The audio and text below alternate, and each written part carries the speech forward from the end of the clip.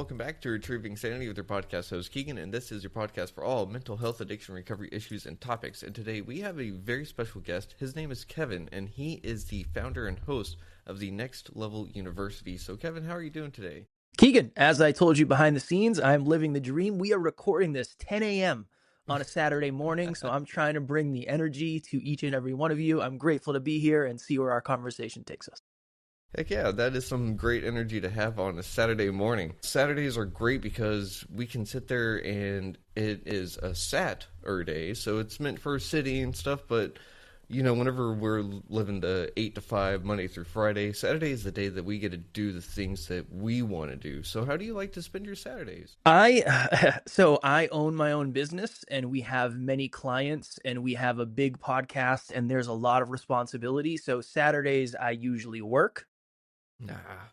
I told you behind the scenes, I got up at 6 a.m. today, and I've been in my studio editing video for the last 4 hours. So that is how I started my Saturday. I'm going to do this wonderful conversation with you, and then we're going to see what happens. But usually, I'm a huge fan of mixed martial arts. So usually on Saturday, there's some sort of combat sports on. So that's usually where you'll find me on a Saturday night. Okay, cool. So you do find some time to actually sit and enjoy yourselves. Yes, I am sat at some point on a Saturday, for sure. That's good. Well, I mean, being a podcaster, you're sitting down a lot, right? But you're not necessarily sitting down in your head, and that's the big difference. Yeah. I mean, it's I've had people say that before. It's like, well, it can't be that hard, right? I mean, you just talk into a microphone. It's like, I understand what you're saying, but that's probably 10% of my day. Right? So we do an episode every day, and it's only like 20 minutes or 30 minutes. So if you think of it, like that's not that long of an amount of time, but we have 100 and some odd clients that work with the business. There's business meetings. There's all sorts of different stuff going on. So yeah, it's not what I expected, honestly. It's very different than I expected, but I would say very positive, even the negative differences. Even the negative differences. So are you talking about the things that you're not looking forward to, like editing and stuff like that? Yes. Well, so we're very privileged and we're blessed where we have a team that does, like, they do all of our editing, right? So we don't do our podcast, but there's certain clients that I work with that I like to be in there with, and I don't want to get too far away from the product for them. So that's a piece of it. And I don't always want to do episodes. Okay, I'll be very honest, because nobody else is going to say this. Yeah. When I saw this on my calendar at 10 a.m., I was like, oh. Then I went and looked at your website and I saw you interviewing someone. I was like, oh, I'm super excited for that now. In the beginning, it started with Saturday at 10 a.m. I need to edit some video. What are we doing? Then it turned into excitement when I got more information. But I think that's I'm sure you've heard this before. People say, if you love what you do, you never work a day in your life. I think it sounds really good on a bumper sticker, but in order to do what you love, you most likely have to do a lot of things that you don't necessarily enjoy. I think dream chasing in general is that. So I'm no exception to that rule. Yeah. Well, it's good to hear that you're so human, because that is what makes us kind of human, right? We strive for the things that we really, really want, and we have to do a lot of the things that we don't want to do at the same time. Yes. And most people just don't say that. And I don't know if it's because, number one, I never want it to sound like I'm raining on your parade. Right? That's one thing, is I never want it to sound that way. But I wish I knew how hard this was going to be. Yeah. Right? I think accurate expectations are important. So it's never raining. It's just, I wish I had more certainty when I started. If I can deliver one drop of certainty, then I did my job. Ooh, certainty. I like that. And that holds a lot of impact too, because certainty is one of those things that either keeps someone away from doing anything at all, or it's the thing that makes someone jump head on into something.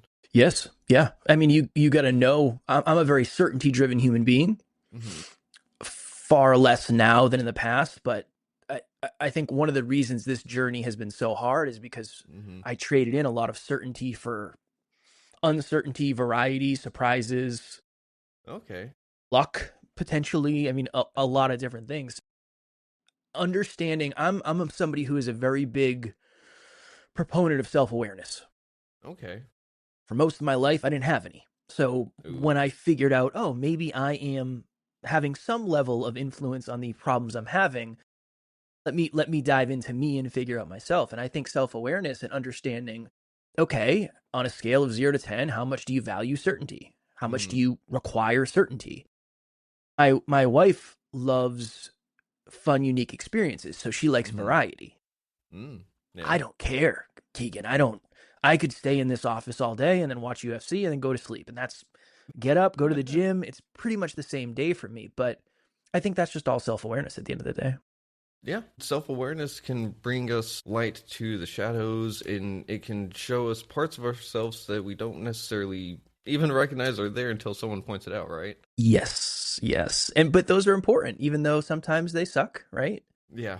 Sometimes they suck. I think most of the biggest seasons of growth that I've had are probably also a result of looking at something that I didn't want to see yet. Yeah.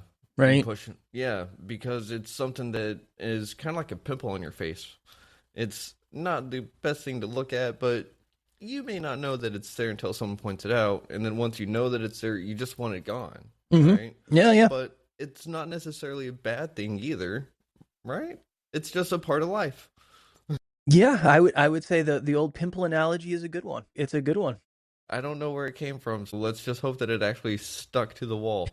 Well, it's yours now, and if I use it, I will credit you. I'll make sure I credit you for it. Well, I appreciate that. Of course, it's all love, my friend. It's all love.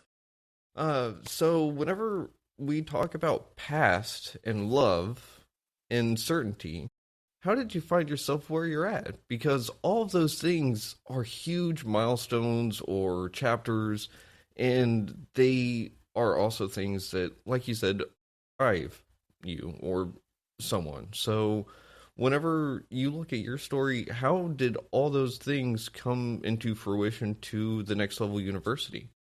So, just for context, I was raised by my mom and my grandmother. And I didn't know my dad. I didn't meet my dad with the understanding that he was my dad until I was 27. So, right there, not a lot of certainty.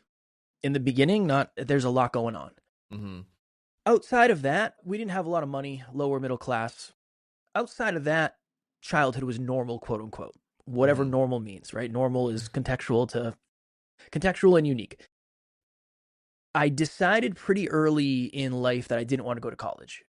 I didn't know what I wanted to do, but I knew I didn't want to go to a school and pay a bunch of money for somebody to help me figure out what I wanted to do. Yeah. So in high school, I started to train mixed martial arts. I wanted to be a professional mixed martial arts fighter when I was in high school. That was my goal. So after I graduated, all my friends went away to college. I got a job at the local gas station. And I would pump gas from 6 in the morning till 2 in the afternoon. I would go lift weights from like 2:30 to 4, and then I would go train jiu-jitsu and kickboxing at night. Okay. And it was awesome, right? It was awesome at the time. Yeah, sounds like a pretty solid routine. It was good. It was a really good routine. Then I tore my shoulder, had to get surgery, and thought to myself, interesting, this might not be the best path for me. Okay. So I ended up leaving the gas station, getting a job as a personal trainer. Then I was a housekeeper at a hospital, and I cleaned bathrooms and floors overnight. Truck driver, forklift operator, tiling, construction, on-call firefighting, all a bunch of different stuff. Okay. Eventually, and let's put this in context too. At this point, I'm just job hopping, and I'm like, oh no, I've made a massive mistake by not going to college. Like, this is what people were talking about. We're in trouble here. Oh, okay. So I ended up going to this job fair. So the girl I was dating at the time, her aunt was part of like a job fair in a local town. It was close to us. Yeah. She said, hey, they're having this job fair. They're going to teach new skills. I know you're looking for a new job. You should go check it out. So, okay, let me see what this is about. So I learned this skill in an industry called weatherization. Okay. So all weatherization is you go into a building or you go into a home, and it's your job to make it more energy efficient. So you do insulation, windows, doors, that type of stuff. So I go to this class for like 4 days. I quote unquote graduate. And at the end, the head of this job fair, brings me into her office, and she says, hey, you have a really good personality.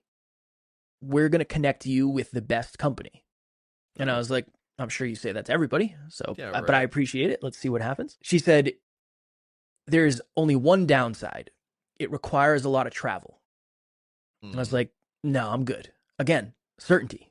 I want to be home. I'm not looking to travel. Yeah, yeah. She said, well, hear me out. The job starts at $50 an hour. Whoa. And I said, no. There's no way this is real. This couldn't possibly be real. Right? I can't believe this. So she said, they're not hiring right this moment, but they should be in the next couple months. I'll connect you with the owner and you can work it out. It's like, okay, whatever. So I ended up going in for an interview with this company. Okay. And the boss said, his name was Ed. He said, you have a great personality. I feel like you fit really, really well here. I'm going to bump you to the front of the line for hiring. Wow. Should be like a month or two. It's like, okay.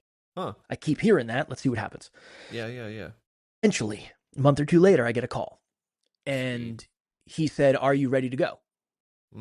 I've been ready. I got no money at this point. I've been waiting on this call. So I lived in Massachusetts at the time. Okay. The first job I ever did was in Wilmington, Delaware. Wow. So I go to the office. I get into a white Subaru Outback with my boss that I've met one time before. And then we drive, I think it was like 9 hours from Massachusetts to Delaware. Okay. He had rented a house for the job, so I then moved into this house with 5 people that I had never met. Woke up the next day and went and did a job that I had never done, because what I learned in this weatherization course was completely different than what we were doing, because we were working on giant schools, not homes. Boy. All of that certainty, there was just no certainty. It was gone. Yeah. First check I got was 40 hours at $50 an hour. Whoa. And I said, oh my goodness, this is real.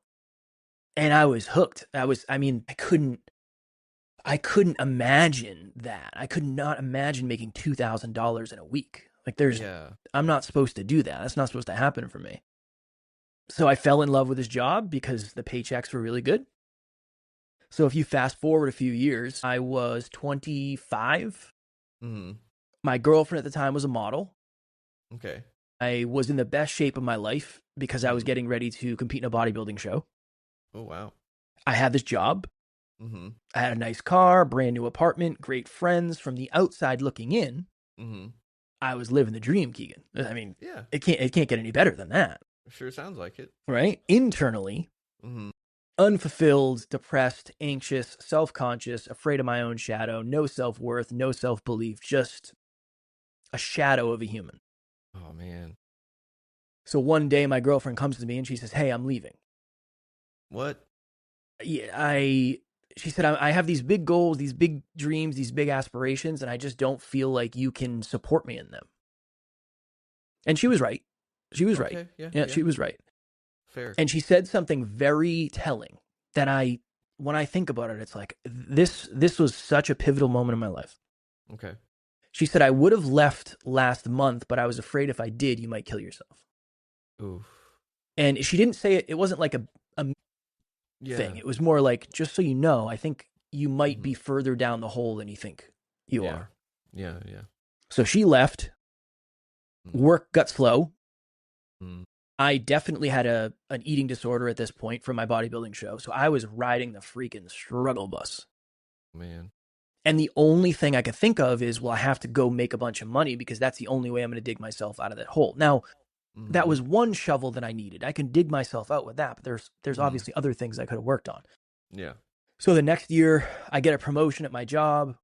We have the busiest year we've ever had. I spent 10 months living on the road that year. It was just insane. Wow. Get to the end of the year, open up my final pay stub, and I made $100,000 at 26 with no college degree. Wow. Impressive. Externally, impressive. Yeah.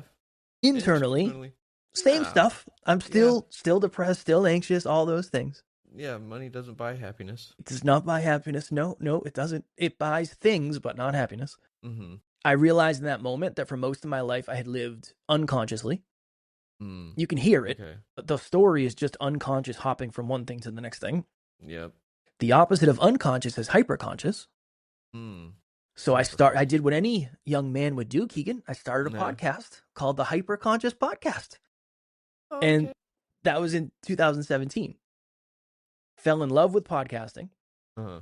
Immediately started to hate my job because now I know this isn't the answer. But as you know, in the beginning of the podcast journey, there isn't a line out the door of people saying, Keegan, this is a great idea. How much money can we give you for you to bring this to the world? It doesn't work that way, unfortunately. Nope.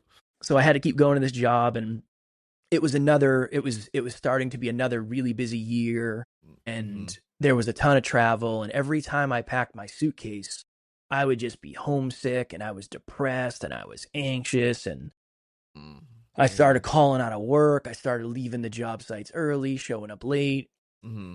And all of this ended up getting to the point where I was living in New Hampshire at the time. Okay. We were working a big job in New Jersey. Mm-hmm. And for those who don't know, it's like probably 6 hours, probably like a 6-hour drive. It's a big one, yeah. I woke up in a hotel room in New Jersey, getting ready for work one day. Mm-hmm. Alarm clock went off at 5:15, 5:30. I sat up, slid to the edge of the bed, lacing up my work boots. Mm-hmm. And the best way to explain it is there was 10 televisions on in my head at the same time. And every single one was on a different station. Yeah. One is saying you're stuck here forever. You're not supposed to be here, Kev. Like, you got so lucky. You can't leave this job. I don't think you're going to get lucky like that again. Mm-hmm. If you did leave, what would your friends think? Mm-hmm. What would your family think? Mm-hmm. And then, do you really think you're going to be a podcast? That's what you're going to do. You're going to go all in on the podcast? Mm-hmm. And it was in that moment, Keegan, where I thought to myself, well, I was just to take my life. I would take my problems with me. That was rock bottom, basement, just feeling helpless, feeling hopeless, no light at the end of the tunnel. Mm-hmm. Luckily, I had a really good friend who's now my business partner who I reached out to. Okay. So it worked. It worked out well. Yeah. He gave me some really good advice. He gave me some really good perspective. He gave me a shoulder to lean on. And I ended up leaving that job 3 or 4 months later. Oh, wow. And then we began the journey of trying to do this podcast thing full time. So 2018, I left my job. We were very broke for the next few years. It was brutal. But here's the thing, and here's the encapsulation. Okay. When I left my job, my depression went away. But my anxiety got drastically worse. Yeah. Because I had so much uncertainty. Mm-hmm. Now, not only do I don't know anything. I don't know how I'm going to make money. I don't know how to make money. I don't know if this is even going to work.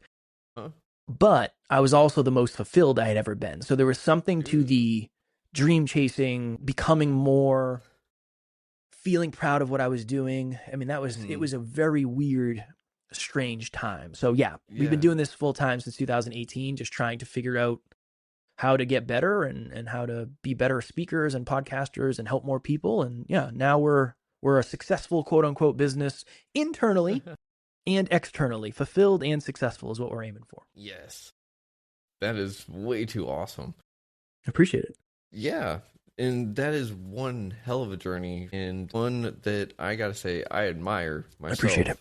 Of course. And I've got to say thank you for sticking around for all of us that have been impacted by your Next Level University, and the podcast you had before was Hyper Conscious, right? That's where it started, Keegan. Yep.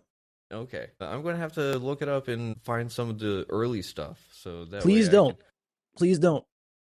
If it's anything like my early stuff, I listen to it and I'm like, it will most likely be worse. I mean, it's worse for me because the other day, so my little hack when I'm either flying high and everything seems like it's working or nothing seems like it's working, I go look at old content. Oh, yeah. Yeah. So that's I a went, good idea. It is, and it's not. It depends. You got to be careful. You got to be careful with it. Okay. So I went and looked at episode 1000. Wow. So here's the weird thing. Mm-hmm. I almost couldn't watch it. Why is that? It's episode 1000. Because I'm on episode 2040 now. Oh. So this is the weird thing. Was I good, quote unquote, statistically at episode 1000? Probably, right? You do something that many times, you should be better than average. Yeah. But now when I look back at 2000, it's like, that was 1,000. That was 3 years ago. So now I look back and I feel like it was terrible. I think that's good. I think that's so two things can happen. You look back at a picture of yourself and you say, "Ooh, I was in much better shape back then." Okay, yeah, that's feedback. Yeah.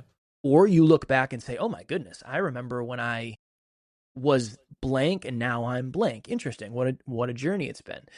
So perspective is so important, because if you're looking at where you are today, you pretty much have to compare that to where you've been. Kind of, yeah. Right? And as you go further, you have more to compare it to. So if I go back and watch episode 1, I will cry. It is garbage. It's terrible. Please, nobody listen to it. 100, a little bit better. And as we work our way closer to 2000, it starts to make more sense. But it's weird. Perspective is a weird thing, my friend. It's a weird thing. It is. Perspective is a very weird thing, and I'm glad that I'm not the only one that feels that way with their podcast, because it's like looking at high school or middle school photos. It's just like, how did that exist? Like, y'all let me do that. And it's one of those that we have to also experience firsthand, right? I don't know if your learning style is like mine. I can listen and experience things different than other people, but the thing is, I have to experience it. You can tell me that that the stove is hot, but I'm just going to be like, I'm going to touch it anyways. Just like, well, how hot is it? It can't be that hot, And that's how it was with my addiction too. Like, there was no stopping me. I had to get ready for the end of it, and that's just what it was. So with that, the learning style, how else do you think that you could have learned without having to go through all of that, I don't know. I don't think I would have. Yeah. So now here's the question though. So we have an interesting format, right? Podcasting, because it's audio, video, but it's recorded, and it's thought, conversation, and it's something that we can easily go back and look at. But we're hyper active, we're hyper focused on how we're presenting all this information. So do you think that hyperactivity, that hyper focus on how we are presenting everything is really the overall perspective that we're kind of looking through that lens? I think it can be, but I don't know if that's my experience necessarily. Okay. For me, if anything, I think one of my main focuses is being relatable to the audience. Oh, okay. Yeah. That's kind of the lens, because so my ultimate goal, as cliche and fortune cookie as it sounds, my goal, what I think my purpose is to be the type of person that I needed when I was sitting on the edge of the bed. Yeah. Okay. That person would be relatable. That's the type of person I'd reach out to, somebody who I could relate with. So for me, it's always, I want this is what I tell people. I want to be the most extraordinary regular dude ever. Like, that's my goal. That's what I'm shooting for. So I think that's like the perspective. I mean, is this going to be on video? This will be on video, right? Yeah. I have a hat backwards. I'm wearing an oversized sweatshirt. Like, I should dress nicer. This is who I am, though. That's who you are. Yeah. This is who I am. This is who I want. I don't want to pretend that I'm somebody I'm not, but also you can take that too far. So it's a whole thing. So yeah, if anything, I think it's hard. It's almost harder now as a podcaster with 2,000 something episodes, because every time I grow, the podcast changes and my perspective changes and the type of person that I'm speaking to changes. So I think more from, how do I get this to land? I think more than almost anything else. And also it's the craft of, how do I not use filler words? How do I do that? So there's a lot of conscious thought going on up here. And I think everybody's is just a little bit different based on insecurities, beliefs, strengths, weaknesses, intentions, right? Yeah, yeah. And thanks for kind of like re-guiding my thoughts, because for some reason my thought went in two ways at the same time and I was trying to catch it. No. Par for the course, my friend.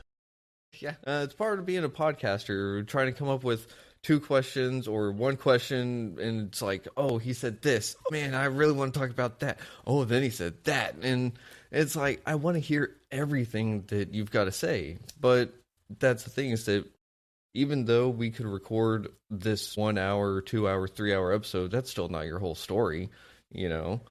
And there's no way we could even try to get 2,000 episodes in like 1 hour. So whenever you've got your experiences so far, what is the one thing that you've really learned either about yourself or the audience in general? Because you've got a huge audience. So one of the things that is relatable to the audience, you find most about yourself, right? Man, I'll give you 3. Okay. 1, in the very beginning, we would have guests on the podcast and they would tell these stories. And I would say to my business partner, Alan, I would say, wow, what an incredible story. We'll probably never hear anything like that again. Next week, it would be the same unique version of overcoming some massive adversity and then using it to better the world. So I think the biggest lesson over the last 8 years is adversity can be your advantage if you know how to harness it. Ooh. I won't say it's always your advantage, because that is just incorrect. It's not. I don't believe that. But I think if you have self-belief, if you have self-worth, if you have community, resourcefulness, and an understanding of like a time perspective, I think you can use your adversity as your advantage. Okay. So that's been one big thing. So that's from like a guest perspective. From what I've learned from our audience is I'm convinced that most people have been lied to when it comes to setting goals. You hear this all the time. If your goals don't scare you, they're not big enough.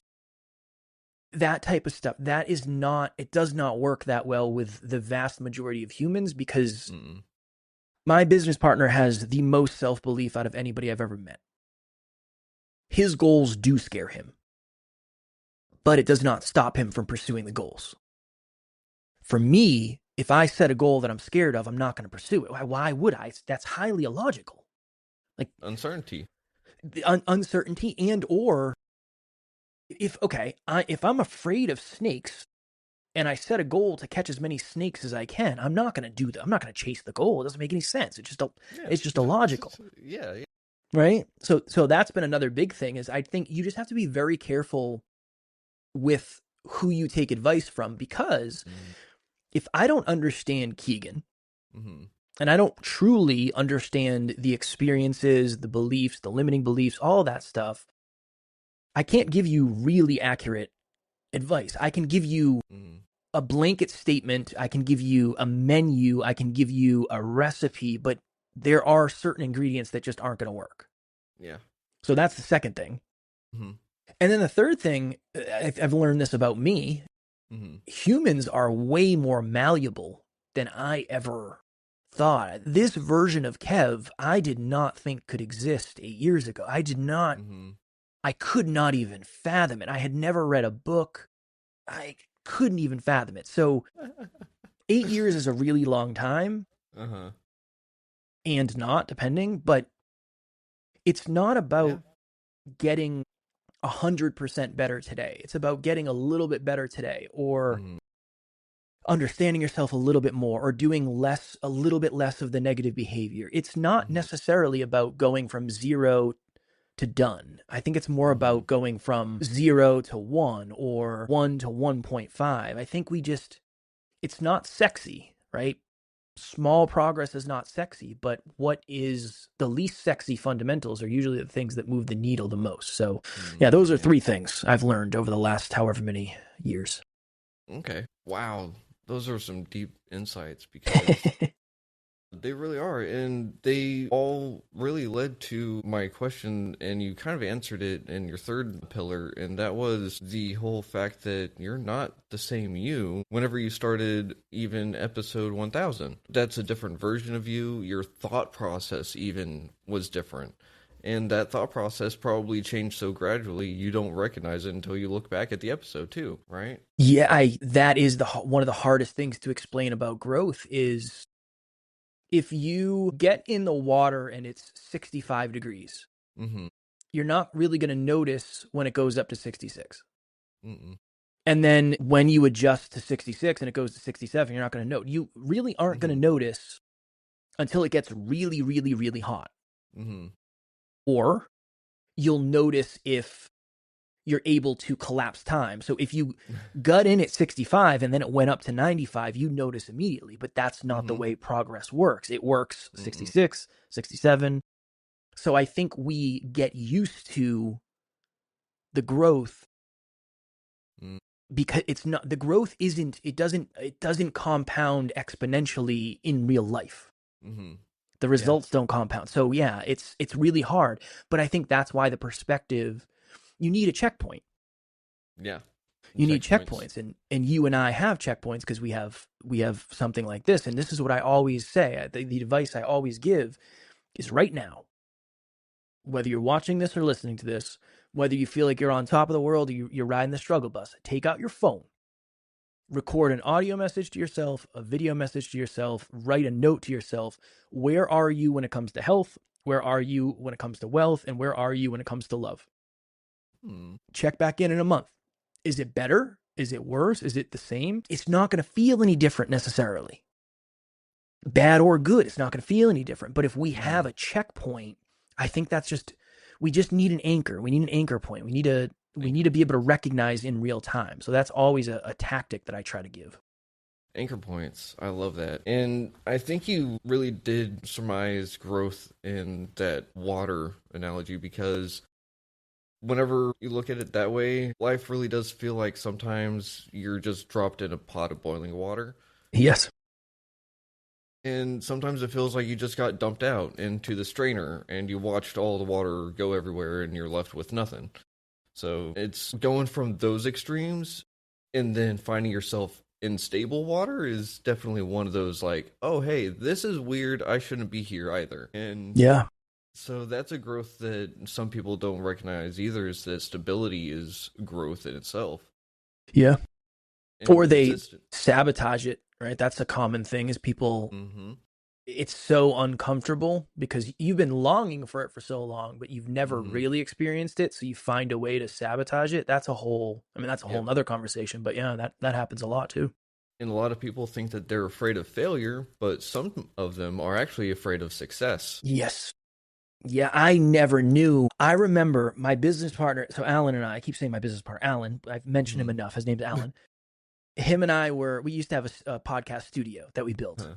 And we were in the studio together one day. It was a dream come true. We were in the studio together one day and we were talking about how I was afraid of failure. And he's like, dude, I'm not afraid of failure at all. I was like, I don't understand that. That doesn't make any sense to me. He said, if anything, I'm afraid of success. I was like, yeah, isn't that why we're doing this though? Like, don't you want to be more successful internally and externally? He said, well, Kev, you got to understand, in my past, every time I became more successful, I lost more people. Every time I got an award, people villainized me. Man. And it was like, oh my goodness. So if this is kind of the thought process, if you're out there right now and you're afraid of being left behind, you're probably more afraid of failure. If you're out there right now and your biggest, deepest fear is leaving people behind, you might be more afraid of success. And we work really well because I'm afraid of being left behind and he's afraid of leaving people behind. So I will chase to stay, and it's worked really, really, really well. But we've just gotten a lot of unique perspectives because most people like me would never work with somebody like him. Okay. Most people like him would never work with somebody like me, but I wasn't organized. I didn't know math. I didn't know business, but I had emotional intelligence and I understood people. he didn't really understand people. I mean, he's an engineer, so Mm. but he knows math and he knows science and he knows economies and he knows money. So Mm-hmm. together we kind of have both sides of the coin, and it's been a weird journey for sure. Well, yeah, that is definitely an interesting perspective because it's not necessarily that you're talking to a mirror whenever you're speaking with your business associate. Never. I'm never talking to a mirror, Keegan. Ever, ever, ever. Never. It's more like, what was that toy of in the 90s, you could had all those needles and you could put your hand on it and it had Yeah. that impression thing. It's kind of talking to him is probably like that. You put your impression there and you get it put back at you and you have a totally different perspective, but it's a similar idea, you know. Yeah. I don't know if I've ever heard the name of that toy. Does it even have a name? It does. I don't know what it is, but you know Same. exactly what I'm talking about. I know exactly. I can see it in my mind. I can feel it. But Yeah. if you said I'll give you $1 million if you can name it, I got nothing. And for everyone out there, it's got those two slates that hold the pins, and I mean, I don't know how else to describe it. Right. I think he crushed it. I think he did a great job describing it. We just don't know the name. That's all. Yeah, fair enough. But whenever you're working with him and you're working with yourself, one of the things that you said before was you weren't feeling fulfillment, but now you totally do, right? Mm-hmm. So his fulfillment and your fulfillment are not necessarily the same thing. So how do you go about this in the business aspect? Because in business, y'all are both in it to get something out of it, but if y'all don't have a similar goal or something, then it's not really going to work. Yeah, it's a great question because it's been a challenge. I think. So you asked me earlier, what do I do on a Saturday? Like, what's your Saturday look like? Mm-hmm. I work less than Alan does. Mm. So Alan's schedule today is probably 11 to 8 back-to-back calls. Wow. So he'll do 9 calls on a Saturday, every Saturday. He hasn't taken a full day off in 10 years. Holy cow. It's a lot. I was Yeah. there with him for like the first 7 years, I don't know. Mm-hmm. And then we just started having very honest, vulnerable conversations of me saying, dude, I'm just not like, I'm a grinder. I'm good to work 16-hour day. Like, that's all fine. Mm-hmm. I want to spend some time with my wife though. Yeah. And like, for she's sure. not going to be fulfilled if I'm not spending time with her. Like, Mm-hmm. we have to understand that what's best for business is not what's best for human. And oftentimes what's best for human is not what's best for business. Mm-hmm. And all of that stuff. So one was admitting what fulfills me. Mm-hmm. That's been very important. And Okay. like last year, my wife and I went to Scotland. Ooh. It was awesome. Is that what was best Nice. for business? No, it wasn't. Is that what was best for my relationship and my fulfillment and my mental health? Probably, yeah. Mm-hmm. So I think it's just that. It's just understanding that based on what we talked about earlier. I'm more certainty driven, so I like things in a certain way. Mm-hmm. He wants to work every day. Ah. So for him, if I was like, dude, you need to take a day off, that's not what he wants. He doesn't want to take a day off. He loves this. He wants to do it. Mm-hmm. So his honesty is, Kev, don't try to tell me to slow down. Like, this is what I want to do. Uh-huh.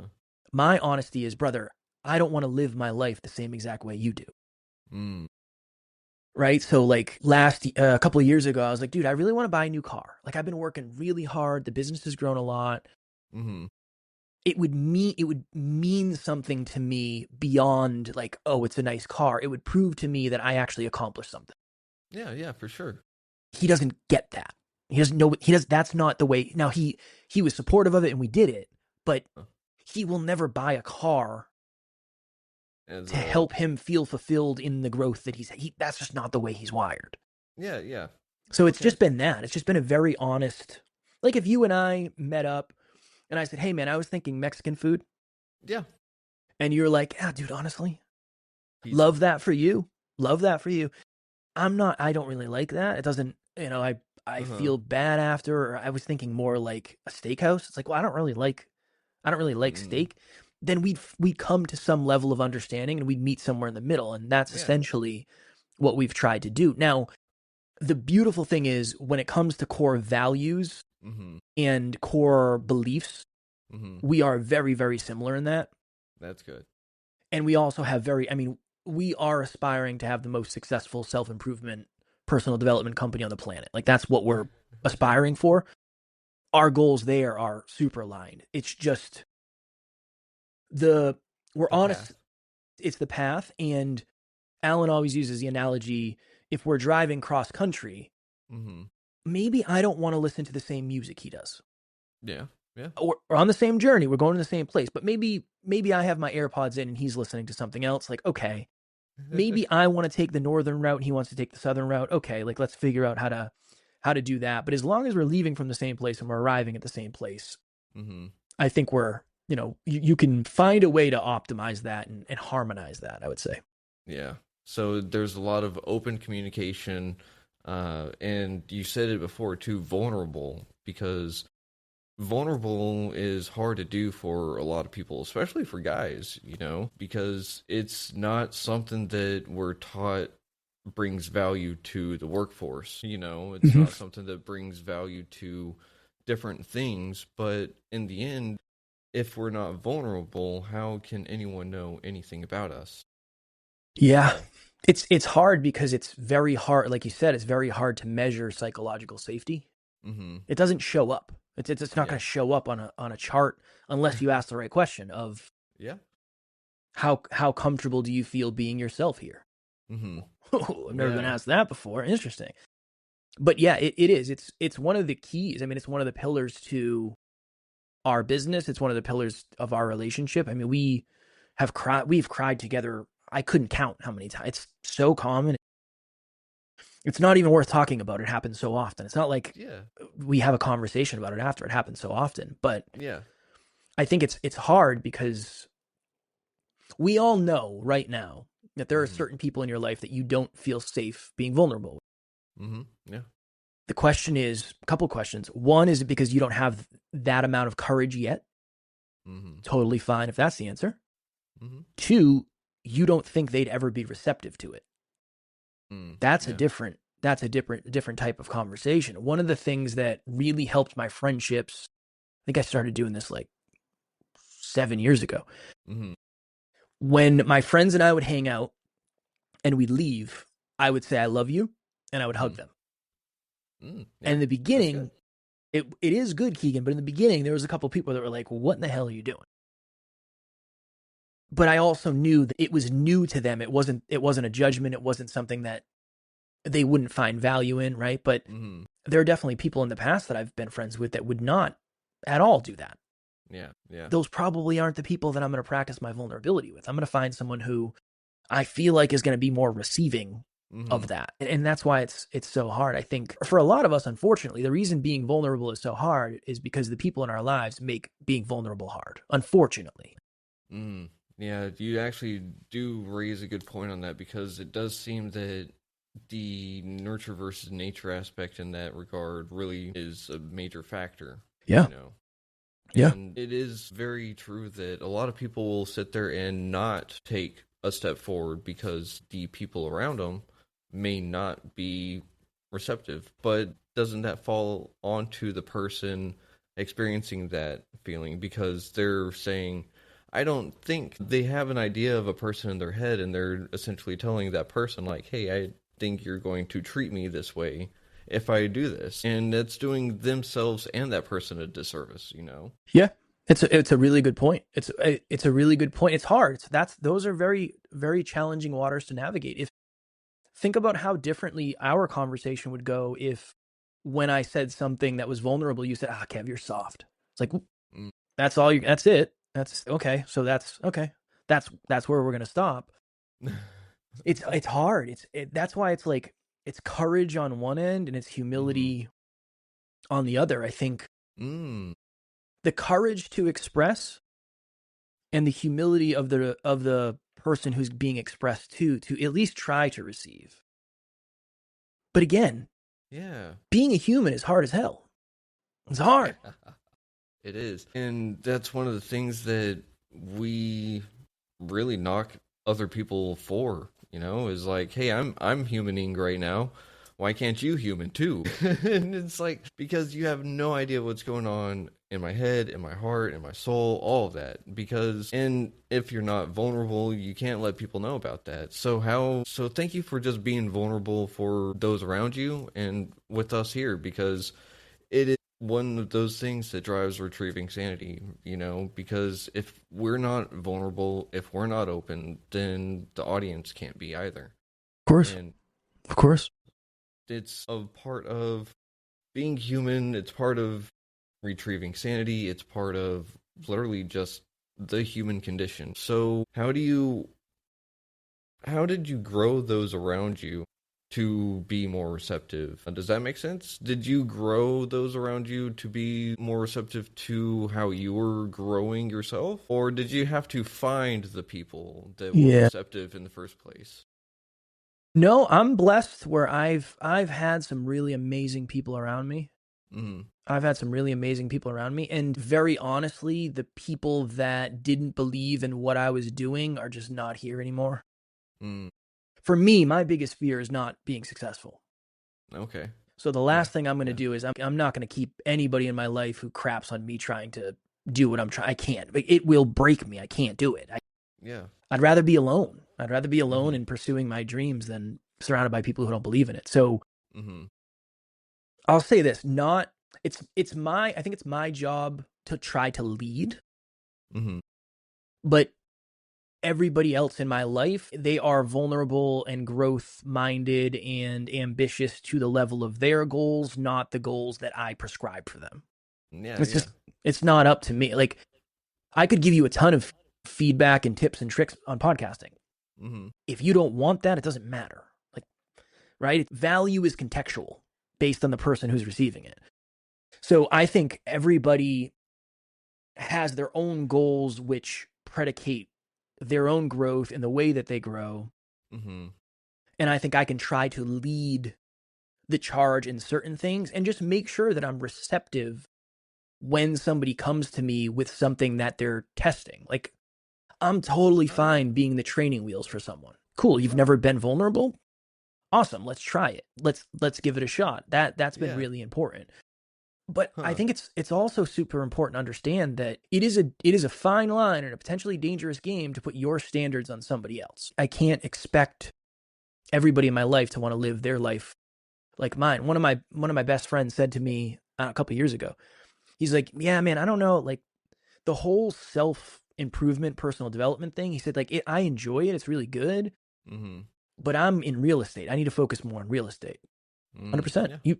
Factually, you do. That is correct. And if I think you should be reading as many self-improvement, personal development books as I am, I just think my expectations of you are off. So I try to lead by example, and I try to be receptive to what's happening. But again, I am imperfect. I am a human being trying to figure this all out. So I have so much work to do on that, and I will always have work to do on that. And I think all of us do, right? If you meet somebody who says they are fully evolved, they are not. It's a guarantee. Yeah, that is going to be as close-minded as you can get nowadays. Yep, I've made it.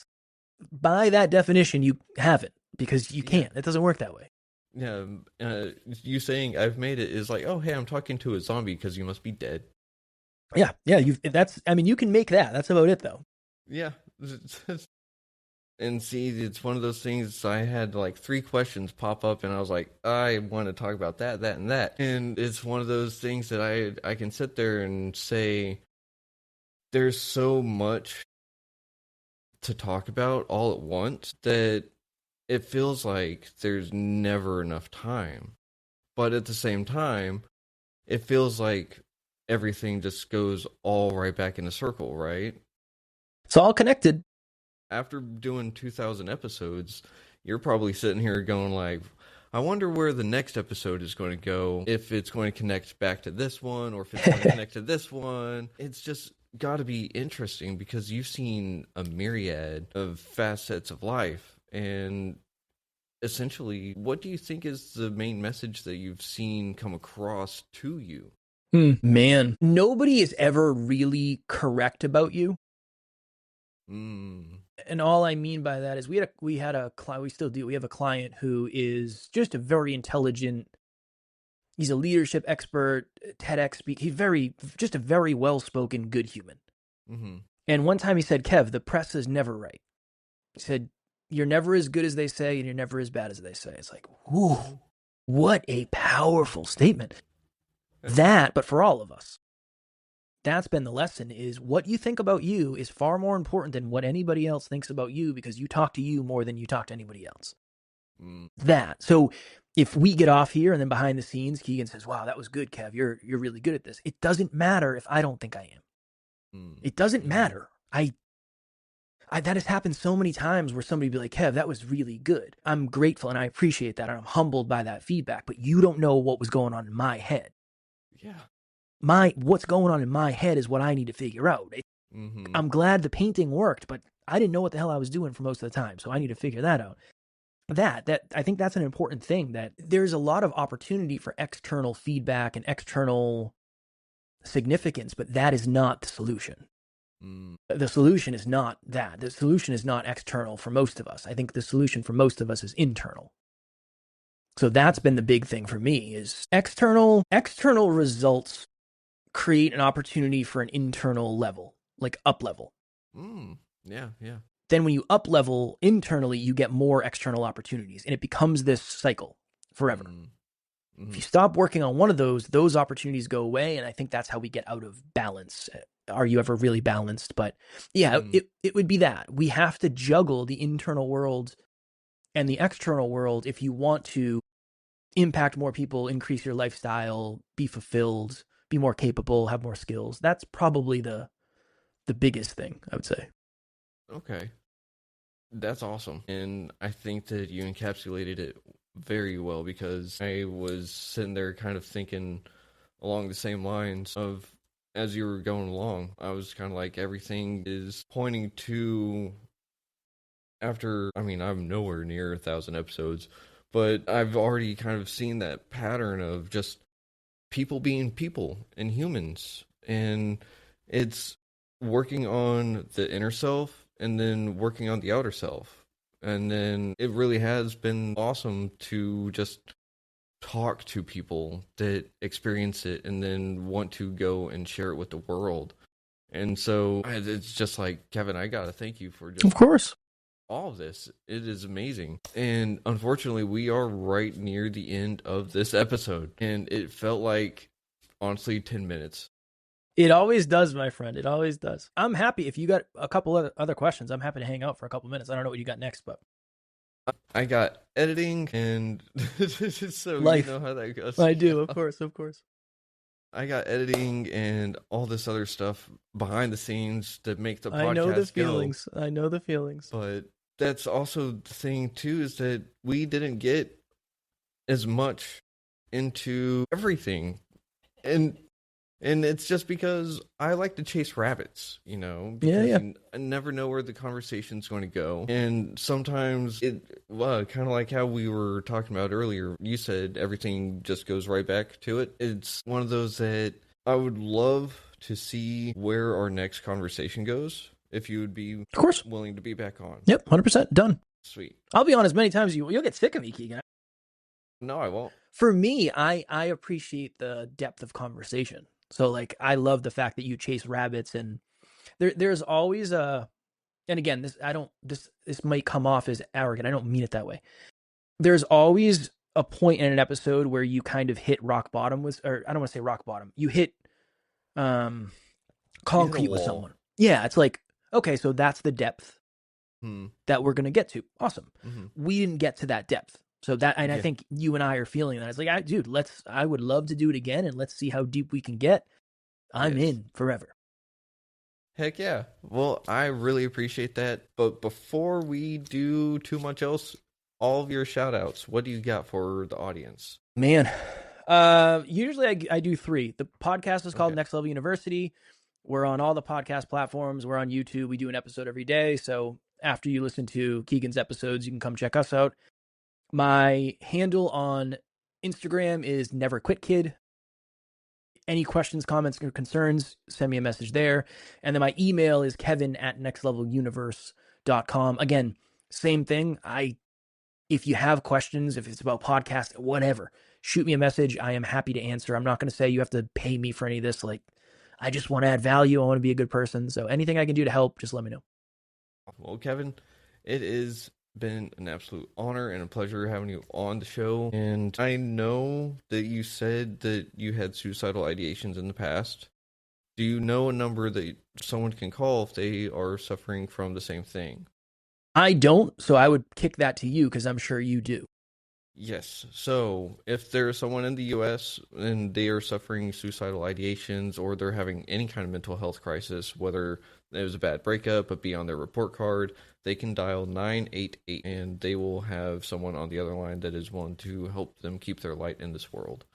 So I love it. And I love what you're doing, my friend. I love what you're doing in the world. well, I appreciate it, and I love what you're doing in the world. Can't have growth if we're not going to be vulnerable ourselves first. I concur. You know? And I appreciate you having a platform for me to be vulnerable on. So. Well, much appreciated. The thanks goes out to the audience, though, because without them, this wouldn't be possible either. Yes. Just got a couple of weird dudes talking into microphones. Yeah, right? And who would have thought that people would be entertained by this? Well, I'm glad they are, my friend. I'm glad they are. Me as well. And with that, everyone, we're going to end it here. So thank you for listening to Retrieving Sanity on WDJY 99.1. And everyone out there, have a great rest of your day, evening, or whenever you're watching this, really. Hopefully it's the weekend. But if you're having anything, call 988 for suicidal ideations. And by all means, just enjoy life. And as always, much love.